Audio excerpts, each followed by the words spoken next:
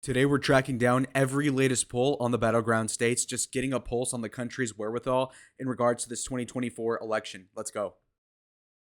In an integral way to respect y'all's time and intelligence, we're going to fill out about 30 of these states that we know pretty damn well are going to go a certain way. We do have some outliers as well that we're going to tackle in this video. We're going to seek to see how New York is going. We know it's not going to go red, okay? Kathy Hochul actually called Trump supporters clowns at the Bronx rally because she thought that it was going so blue. And if she's so confident, let's check what that margin is, in fact. Now, let's see it first, actually. Now, what do I see here? Well, it turns out that the state in 2020, by the way, that went 22% for Joseph R. Biden in the last election actually is going about 9 or 8% for him this time, which is honestly really horrific when you think about it. Because not only does a guy have a poll from Siena College, which is based in New York, and allegedly is going to be more liberally slanted, and yet it's still a very negative result as compared to 2020. Also, keep in mind that in 2020, Biden was winning the popular vote by about 4.5 percentage points and still won New York by about 22. Now he's on track in the most recent polling, in fact, with a pretty big sample base and a liberally slanted poll, winning by less than 10. Now, that's a very big difference because if Trump is doing about 13% better in New York, God knows what that means for Michigan, Wisconsin, etc., all these really close purple states. Even beyond this, you look at some of the other polls. And even though there are some that are more towards Biden than the prior one I just mentioned, they're still all closer than it was in 2020, which is a really good indication. And just so you guys know how relevant this is, when Biden won the 2020 election by 4.5% in the popular vote, we all know that Trump is now leading in the popular vote in all of these polls, minus some that have him even, Biden +2 in this one. But overall, most of these have him up. Alrighty, folks. So even though New York is going to go blue in this case, it's going to be a lot closer, and that's really indicative of what's going on. Given how polarized the country is, we know that for a deep blue state to go like positive 15 points towards the right is actually a big deal in the bigger states. Now, mind you, in 2004, when things weren't as dynamic, and in fact, a lot of states were closer, we had a competitive Wisconsin. You had a D+10 barely California back then in the Bush re-election campaign. Now things are very different. So for the things to be this close in such dynamically blue states is going to be really indicative of the whole map going forward. But let's go on to bigger states. So let's go to Texas. As y'all can see, we have pretty linear results out of the state of Texas. We, in fact, have Trump up by about 10. And this is showing a big showing for Kennedy, which I don't believe to be true. But the point is that this is very solid and steady for Trump. In fact, he's had a lead this entire time. So as of today, in fact, or yesterday, we have Trump up by over 10. And so that's really good. You look at the polls. Also, I mean, this basically checks out. Trump is winning it by more than he was in 2020 or 2016. So, of course, there's no blue mirage going on here. Anyway. Now, Hawaii is another niche state because although I'm pretty confident it's going Democrat in this election, we know that it's going to be closer than usual, not dissimilar from New York. In fact, because of natural disasters that have happened in those islands that have frankly have not been addressed by the Biden administration, according to the local inhabitants in there. So obviously, it's going to be closer off of that fact alone. That being said, of course, the Obama home state has some very bad polling. In fact, we have very few respondents. The usual 1,000 are instead replaced with about 250. But as you can see here, in one poll conducted a month ago, you see that Biden's up by 19, whereas this other one with different candidates, you see that Biden's lead is cut all the way down to 8.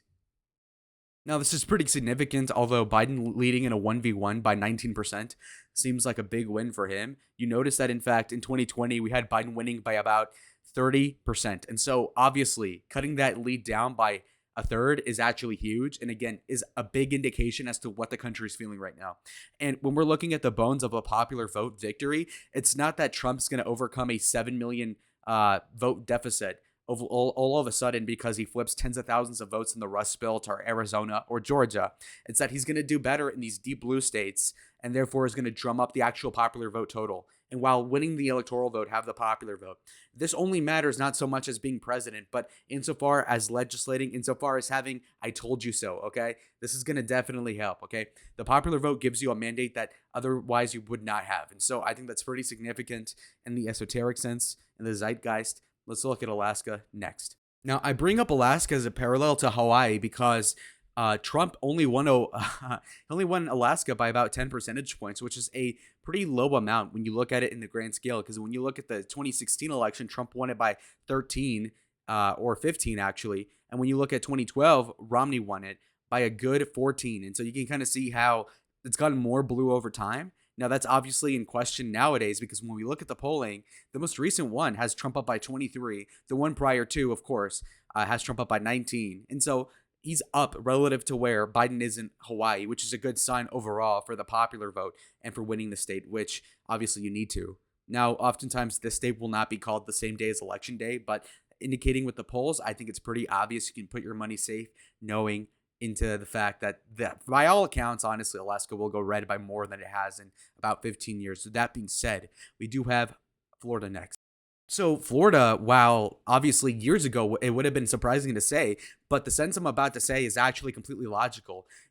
Florida is on track to be the new Texas when it comes electorally, but in fact, even more so. Where Texas might be in the high single digits, it looks like Trump is leading Florida most recently by the low double digits, which is actually remarkable given the historiography of elections, okay? This is just very just in contrast to the Bush era, Obama era, etc. Now, looking at the particulars, the most recent poll has a pretty big sample size by YouGov. Again, liberally slanted, by the way. CBS is sponsoring this, so you know where this is coming from. Even still, as of about 2 weeks ago, Trump is leading in a big race with Steinen, obviously, by 13, whereas on a 1v1, it's a little disfavorable to him, but still Trump is winning by 9. And so it's evident that he will expand upon the 2020 margin, and it's probably going to meet the DeSantis 2022 margin halfway, obviously, where Rubio and DeSantis went in the high teens, like by 17 or 19%. You could see Trump win it by like 9 or 10. And so that's very remarkable because imagine all the ungodly millions of dollars that were spent on Florida in 2016, 2020. You could divert virtually all of that money going forward into other states. And so it shores up the map for the Republican Party, which is a great thing to see. But moving on, we do have some other factors here. The next state that we're going to look at today is going to have to be New Mexico, not because of the electoral significance of the state, but just because I think it's a good case study in what's happening in the country.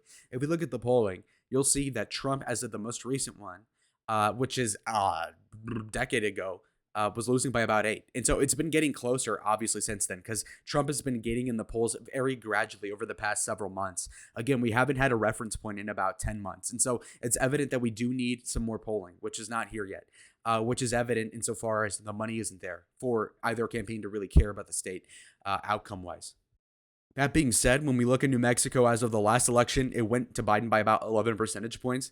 Again, it was trending left. Even if you look at 2016, Hillary won it by 8. Now, of course, the third candidate over here probably made a bigger significant impact in the race than Will Kennedy in all of the states put together. But we also have another reference point in 2012 where, again, Romney lost by 10. And so it's clear that it's been about a D plus 10 state. And by D plus, I mean Democrat plus 10 margin percentage quantity. That seems to be pretty steady. That being said, I do think that 2024 will be an inflection point for a couple of different reasons. We do have a seriously unpopular president. Again, we have Biden, who won the popular vote last time by about 4.5 percentage points, allegedly, whereas obviously Trump is on track to win it by a couple percentage points. And so that's like about a 7% difference. That 7% difference is notable because we have a state margin of deficit of about 10% towards the Democrat. And so you take about 75% of that away, and Biden ends up winning the state by about 2 or 3 percentage points. And while, again, it doesn't really matter because it's a winner take all in all of these cases, it still points towards a popular vote trend case, which has been solidified by the most recent polling, which, like I said here, is basically a cadaver because we don't have one since August, but still notable nonetheless. Colorado's the next one. As you can all see, it's not really good. The polling, again, is very bereft, like New Mexico, but not as quite bad. If you look, New Mexico hadn't had one since last year, whereas the most recent one has this as of March. And so, again, like I was saying, in the past 2 or 3 months, it's been getting more Republican. That being said, as of March, it has it at about Biden plus 10. Now, the very crappy poll right here with only 170 surveyed has Trump down by only 4. That being said, I don't believe that. So this is the best thing we have going. The most recent poll has it going blue, again by 10. Compare that to last time. So as y'all can see, we have Biden up by about 13.5 percentage points. We contrast that to, again, 2016. You look at that result and you see that it was a lot closer. In fact, it was about 5% loss for margin right there. Now, granted, I do think it's going to be a lot closer to the 2016 result for a couple different reasons. A lot of the reason why Colorado has been shifting to the left over the past several years has been due to the fact of suburban demography changes. That being said, that's been assuaged and ameliorated by obviously the fact that people in the suburbs are being hurt by the economy, etc. Also, there was an influx of immigration from California. These people were mostly liberal in predisposition. Obviously, the more time that we see these people atrophy in their support for Democratic policies, given how crappy California's been run, undisputably, we can see that these people with half a brain will probably lower their turnout for Democrats. And so I do see Colorado going about 5 to 7 percentage points Democrat, even more so than New Mexico, but still closer than what it was last time. And so that's noteworthy, of course. Minnesota is a step closer to a swing state than the prior two states I just talked about. That being said, of course, while, again, the lead for Joe Biden is up by about 2.4%, you have to understand that I don't believe these polls really. But that being said, as of 2 weeks ago, which is kind of recent in a kind of small sample size, Survey USA has Trump losing by only 2. And so he's actually making a lot of ground. Now, when you look at the Trump-sponsored polling, he's up by 5, up by 3. Obviously, I'm not going to take that for its surface value because it's just asinine to do that. Like, oh, Trump says he's going to win. Well, yeah, no, duh. That being said, obviously, Trump isn't putting a lot of money into Minnesota, so I don't think this factors into the election results too much. That being said, it will go blue for a couple different reasons. If you look into it, and again, this is pure nerd, like you got to be on Adderall or just be as geeky as me, because the truth is that you got to really look into the sub-demography of Minnesota, where we do have a cohort of Scandinavian anti-war traditional Democrats that for whatever reason still turn out for the crappiest of politicians. We saw the George Floyd related riots in 2020 where anybody with half a brain cell would have probably said, hey, these Democrats are running this like garbage, this referring to the city of Minneapolis, etc. And yet they still vote blue. And so if that doesn't change their mind, I don't think an inflation rate of God knows what it is now is going to change their mind now. And so I think that's going to stay tried and true blue. That being said, of course, we do have a couple of different things to assault here. We have a bevy of states, a mosaic, some would say. I think Virginia is the next one on the chopping block, though.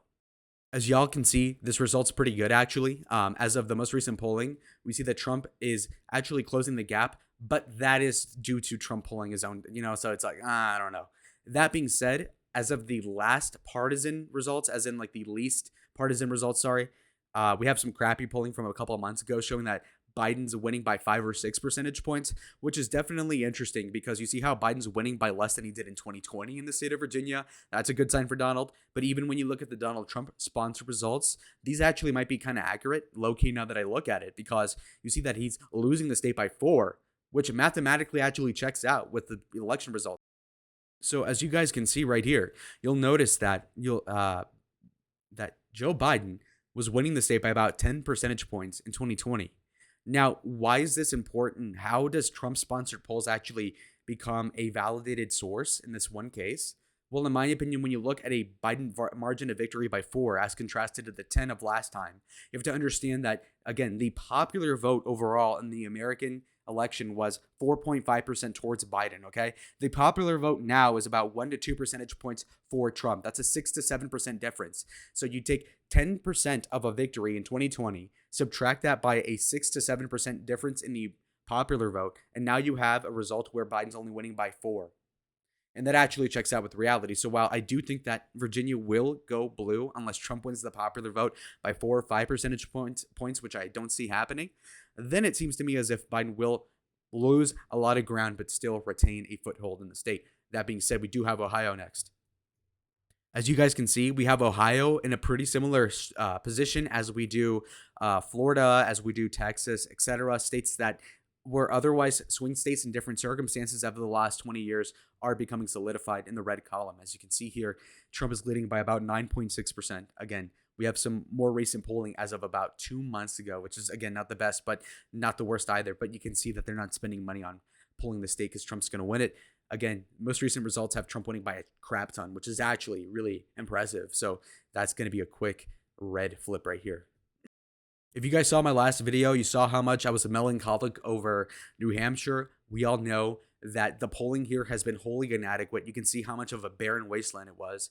That being said, we do have some recent polling, thank God, by the University of New Hampshire Survey Center with a pretty big helping of size for the people surveyed. As you can see, in a 1v1 head-up race, you saw that Trump gets a -4%, so 52 to 48, Biden plus 4. If you make that a five-way race, you include RFK Jr., sorry, Stein, and Cornel West, you will have a Biden plus 3. And so you can see how it evens up a little bit. Now let's contrast that with the results overall. So we look at this, for instance, and you'll notice that Joe Biden won the state of New Hampshire by 7, despite winning the country vote by about 4.5. Now contrast that to 2016, where Hillary won by about 2 percentage points in the popular vote and won the state by less than 0.5%. And so it voted to the right of the country actually in 2016, but it reverted in a lot of ways by about 5 percentage points relative to the popular vote over year. And so that's interesting. That being said, I do say that it's going to retain that status, in fact, because again, there ought to be a 6 to 7 percentage point victory difference in the percentage vote margin from 2020 to 24, like I was explaining before, which is to say that I implore you to understand that Biden winning it by 3 or 4 is actually rational because, again, this state is known for voting more blue under Trump than otherwise as of 2020. This is because Trump is basically a bad fit for the state. It's the same logic with Minnesota, where it's a very white state, but they do have these particular niche qualities where they will vote for Biden over Trump, even though everything's objectively being ran pretty bad. But it is what it is. My basic hot take for people that are nerdy is that New Hampshire of 2024 will be the reverse Nevada of 2020. Well, what does Lalo mean? Whereas Trump lost in 2020 to Biden officially, we know that Nevada voted to the right of the country by the tune of about 2 percentage points. While Biden will probably lose the 2024 election to Donald Trump, I do think that New Hampshire will vote 2 points to the left of the country, if that makes sense. That is super nerdy, but that's what you're here for. Now let's move on. North Carolina is a very assured red state, in my opinion. Let's consult the latest numbers. As y'all can see, we have a couple weeks old results. We have changed research saying that, and again, these are Democratic polls, okay? Democratic polls sponsored by them, okay? You see that Trump's still winning by 3, by 2, by 3, by 2. So if Democrats themselves are saying they're winning by Trump's winning by a couple percent, then he's obviously going to win. I don't have to elaborate any more on that subject. Georgia is also looking like a notch below North Carolina insofar as how Republican it is. And again, looking at the most recent polling, even the Democratic-sponsored super PAC polls have Trump winning by 1 and 2 percentage points respectively. We see that Kennedy also hurts Trump in the state of Georgia for whatever reason, whereas in the other states, he probably helps a little bit. That being said, again, the polls that are objective, and by objective, I mean not explicitly sponsored by either candidate, has Trump up by 5, 3, 8, 4, 3. And even the ones that are paid for by Democrats, again, Trump plus 1, 2. So he's easily going to win the state as of right now, as of the latest polls. Okay, moving on, let's go to Arizona. Alrighty, folks. As you can see here, Arizona is also, again, a little bit less red than Georgia and North Carolina, but still in line with those. As y'all can see, the most recent polling has been pretty generous. In fact, we've had polling as of last week showing that Trump is up by 4, up by 2. Now, there's a poll also done where it has Biden up by 2. So this poll's kind of all over the place, given it's sponsored by the same people as well as conducted in the same time, which is very odd to me. That being said, we have some polls right before that have Trump up by 4, up by 5. Even the Democratic-sponsored polls, like in the other states, have Trump up by 2, up by 4. And again, Kennedy helps Trump in this case, where it's a 5-way man race. Well, not 5 man, but you know what I mean, like 5 people. Obviously, we have Jill Stein there. But anyway, the point is that when the Democrats themselves are saying Trump is going to win, then he's probably going to win. And so that's pretty clear. Again, in 2020, it was a very insecure time for Republicans in Arizona. Come now, and it's looking really good, unless you're Carrie Lake, in which case, double check, because that margin is looking difficult. We do have Nevada next. Now, Nevada surprisingly, overall, is more Republican right now than is Arizona. Again, contrasted with the reality, which is that it's not historically been the case that was really happening. That being said, as of not even a week ago, we have Trump up by 3 in the most recent polling. In a 5-way race, I think we have Trump up by 3 still, up by 6, up by 4, up by 8, up by 8. Again, looking at the Democratic-sponsored polls, which are older than the ones I just read to you, Trump is up 1-1. In a 5-way race, he's up by 1. And in a Biden versus Trump only, mano a mano, you can see that it's dead even, according to the Democrats. And so It's pretty obvious that Trump's going to win the state at this point. The Democrats are saying it's even though if you aggregate all the polls as of the last several months, you see Trump's up by 6.6. So it's not biased for me to say it's going this way. Now it's 269 to 223. Also, mean at large, there's no real way to pull it at the state level in a certain way. And so we're just going to leave it like that.